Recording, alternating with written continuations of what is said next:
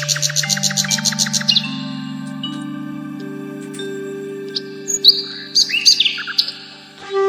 বন্ধুরা, তোমরা কেমন আছো? আশা করি সবাই ভালো আছো, সুস্থ আছো। আমিও ভালো আছি, সুস্থ আছি। আমার একটা নতুন ভিডিওতে তোমাদের অনেক অনেক স্বাগত।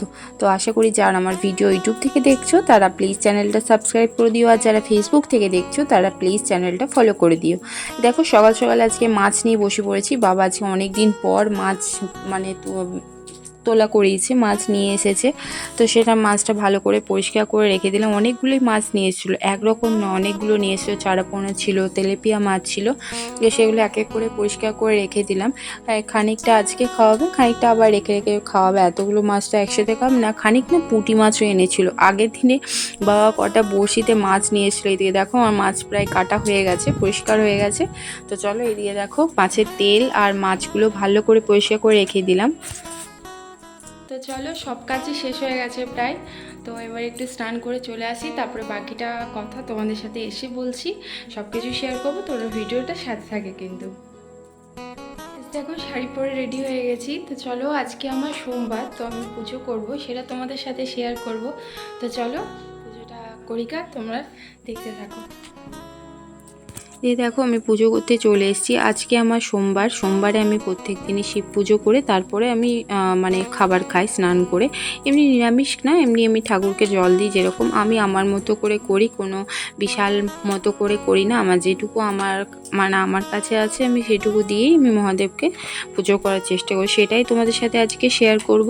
আর এদিকে দেখো জলটা একটু আমি শুদ্ধকরণ করে নিলাম, আর এদিকে ফুলটাও একটু শুদ্ধ করে নিলাম। এটা আমি ইউটিউব থেকে মন্ত্রটা দেখেছিলাম, তো তখন থেকে আমিও করার চেষ্টা করি।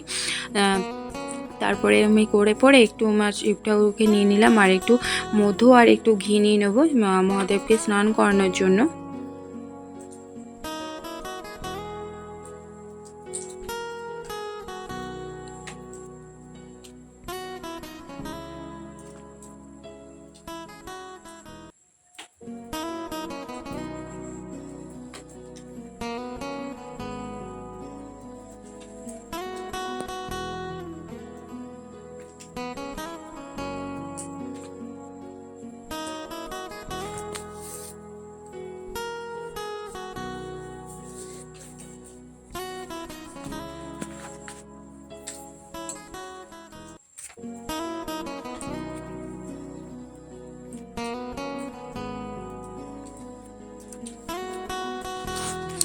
চন্দনে ফোঁটা লাগিয়ে দিলাম। আর এদিকে আমার কাছে প্রতিদিন বেলপাতা থাকে না, তো এদিকে ধুত্র ফুলও আজকে ফোটেনি, তার জন্য আজকে সাদা আর অপরাজিতা ফুল দিয়ে আজকে মহাদেবকে পুজো দেবো।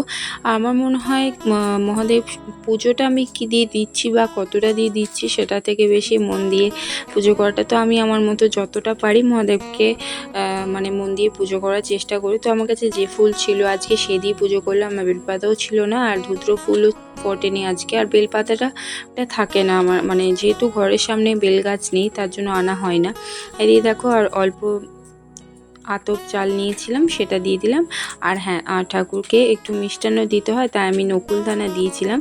কারণ আমার শিব ঠাকুরটা অনেকটাই ছোট, তাই বেশি কিছু চাপালে আমার মনে হয় যেমন আমাদের উদ্গুমুড়ি হয় আমরা যেমন করি, সেরকম অনেক ফুল টুল দিয়ে সব কিছু ঢেকে দিলে বলো মহাদেবেরই তো কষ্ট হবে। তার জন্য আমি যতটা পারি ছোটো ছোটো জিনিস দিয়ে আমি পুজো করার চেষ্টা করি। আর দিয়ে দেখো আমি বাকি ঠাকুরকে আমি চন্দনে ফোঁটা লাগিয়ে দিলাম। আর উপরেও আমাদের সিংহাসনের উপরেও অনেকগুলো ঠাকুর আছে, সেগুলোকেও এক এক করে ফোঁটা দিয়ে দিলাম। আর আমার না এরকমভাবে মানে ফুল দিয়ে পুরো সিংহাসনটা সাজাতে ভীষণ ভালো লাগে। মানে আমার এক এক করে পুরো মানে টাইম লাগুক, কিন্তু এক এক করে আমি মানে খুব সুন্দর লাগে, আমার বেশ মন ভরে যায় এভাবে যদি আমি ফুল দিয়ে পুজো না করি। দিয়ে দেখো আমি একটু ধূপ আর প্রদীপ দিয়ে আরতিও হয়ে গেল।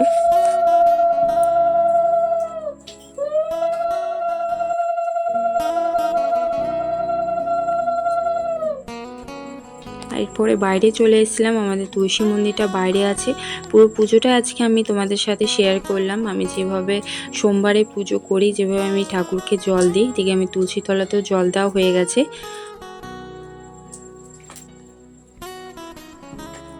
দিয়ে দেখো পুজো হয়ে গেছিলো, ভোগও দেওয়া হয়ে গেছিলো। তো প্রসাদটা তুলে নিলাম, আর সেই জায়গাটা যেহেতু এঁঠো হয়েছিল তাই ওই জায়গাটাও একটু জল বলি দিলাম। আমি জানতাম না, ঠাকুমা আমাকে শিখিয়ে দিয়েছে, শ্বশুরবাড়িতে যে আমার বরের যে ঠাকুমা তিনি শিখিয়ে দিয়েছেন যে এইভাবে জল বলিতে হয়। দিয়ে দেখো আমার কিভাবে পুজো হয়েছে আমি তোমাদের সাথে পুরোটা শেয়ার করলাম। কেমন লাগছে তোমরা প্লিজ কমেন্ট করে জানিও। চলো আজকের মতো ভিডিও এখানে শেষ করছি, আজকের মতো টাটা।